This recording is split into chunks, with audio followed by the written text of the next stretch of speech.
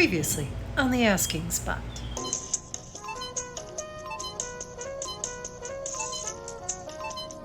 Looking at this, I thought, ooh, maybe I should go to the effort of, sanding down it because this thing is wood and might be kind of cool looking. And the legs, they're sort of some sort of conglomeration of wood blocks. That's kind of neat. But then this, the main piece, it's not wood. I think it's plastic covering something. I'm not exactly sure. It's definitely not something I can sand down and be like, ooh, there's a lovely wood grain. So with that being said, I'm going for gel stain.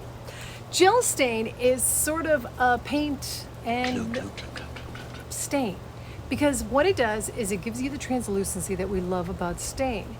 However, its pigments stay on top of the piece. They're not designed to absorb into it. So it's kind of like a paint, and that should be the perfect thing for this.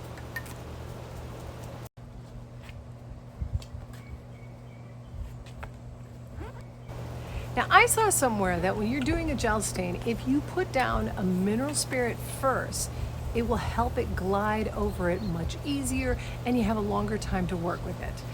I unfortunately am working in very humid, windy days, so it might not help, but I'm going to give it a shot. Stood. The gel stain worked perfectly on the wood grain. Things were just darker. Still had, grain lines and everything looked lovely on the wood parts. But this plastic part, it just kind of, I don't know, came off like I was wiping dirt on the piece. So unfortunately, I didn't film it. I got up early in the morning and it struck me that I could paint it on with a brush and sort of create manually the wood streaks that you'd see, like a wood grain. And it worked wonderfully for that. However, though, because it was on that plastic and there was like absolutely no absorption there, I wanted to be very careful to spray on a top coat, at least one layer of that first, before maybe painting on some other.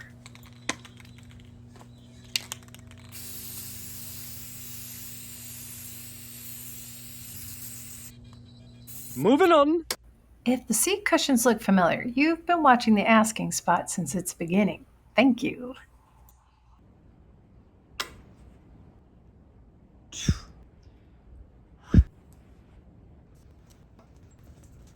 So the very tops of each of the chairs, there's these little screw covers that I could probably pop off and then unscrew and make them a little more accessible. It's just popping those screw tops off, I'm not so sure and confident. I just don't like to rebuild things as much as possible. I try to avoid that. Lazy. And besides, I'm going to be using a product that's new to me. It is supposedly methylene chloride free, so it's slightly less of a carcinogenic. Ew. But interestingly, that means it takes a little bit longer than those other really, really, really strong ones. So I'm going to give this a shot and see how it goes. According to its own instructions, I'm going to leave it on for 5 minutes because that should get the polyurethane top coat off.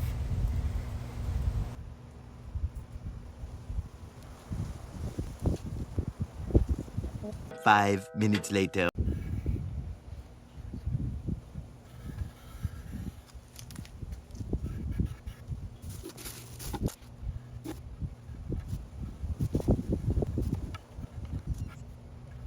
I'm sorry, but that's not very comforting.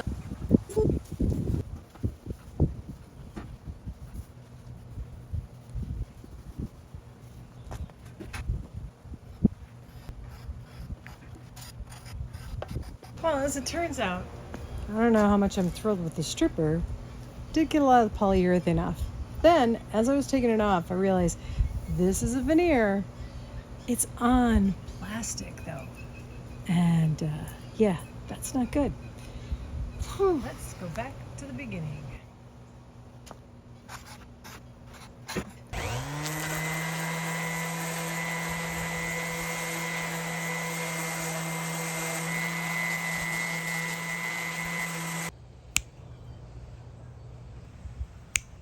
Number 4. just like with the tabletop, I gave this one a paint wash.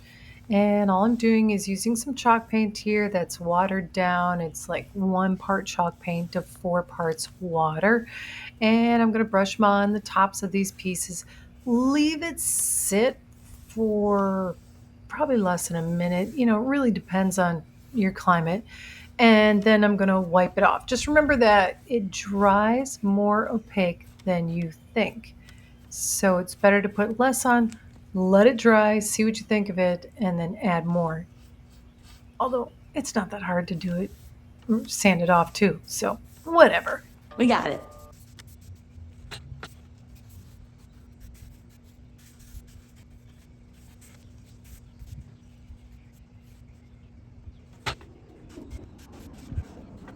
Everything repeats over and over I again. remember somewhere I saw or read something about the amount of surface tension can cause some issues. So the less it is, the easier you'll be to scrape. Anyway, long story short, I bought a new scraper. Let's give it a try. ASMR?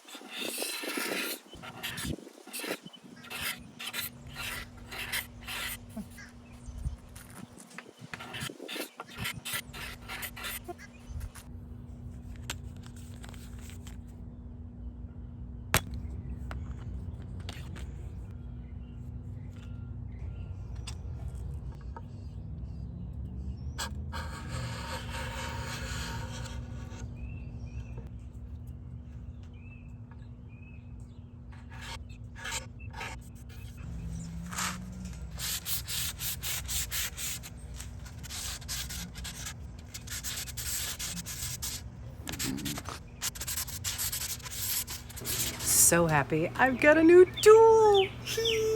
I have so many tools that I use that have been hand-me-downs, and I'm all for hand-me-downs. But you know, I had a corner sander, and well, not good.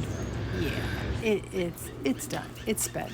So I'm gonna let future self tell you what I think of it while I get on to using it. First thing off the bat, I was really impressed with how quiet it was. I mean, notice my dog didn't run away. Honestly, the biggest reason I got this particular brand, though, was because we already had the batteries from other Ryobi tools. So I can't really give you too much of a review as far as comparing it to other pieces. But I will say of this one, oh my goodness, so much less vibration. That was really nice for my hands and really got the job done. I'm not a particular fan of the sanding paper that fits this model, and I'm hoping to put this out there. Maybe if it's out there somewhere and I just haven't been able to find it. 3M makes the best sanding paper. I wish they would make it in a format that would fit this shape because it's just better. But all that being said, totally got the job done, and yeah, I kind of wish I would have gotten one of these a lot sooner. 3 days later, I don't actually know. It looks like it's supposed to be pressed wood, but it's not taking stain well. So it's time for this. Yes, my nemesis. I think that's the only thing that's gonna work on that. Hopefully. My apologies on the missing staining that happened to the rest of the pieces. Basically what I did is I sanded everything down and I taped off the top where I did the whitewash. As you can see, the painter's tape is still there. And I used the gel stain I used on the base to get everything else. However, that top, you know, the center part that's plastic on this, because it's just 2 pieces of veneer wrapped around it, yeah, didn't look too good. But poly shades, while I would never use it on a full piece, this is an ideal situation where you just want to get just a section done. It works. All right, I just gotta face it. It's just been too hot to come out at 7 a.m. to work on all these things and set up a camera. Because I only have like an hour to work in because it's just too hot. But yeah, progress has been made. we're into top coat stage. We're actually into the second top coat stage, and now it's time to sand lightly before I add another top coat.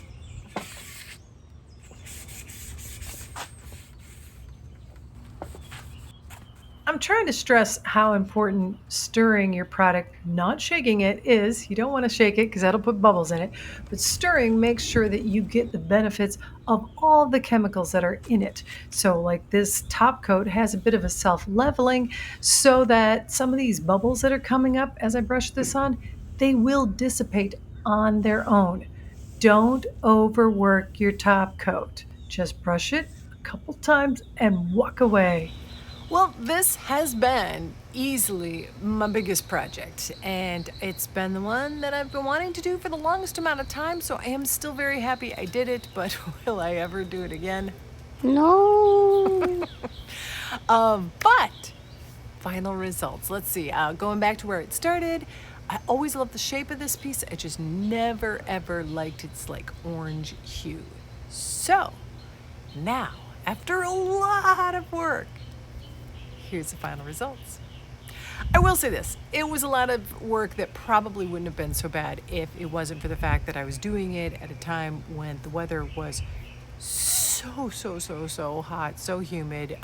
Everything I had to do on the bottom part of this piece had to be done within like the first hour of waking up. Thus the reason you weren't seeing a lot of footage of me. But thanks so much for watching the Asking Spot. Oh, and we're Grand Central Plain. Or, yeah. Not good. So I'm going to try a different way of changing the hint and hue. Another plane. They don't work with this. Even heavy duty. I'm also doing this outside, and I'm still going to wear my ventilating mask because this stuff's nothing to play around with.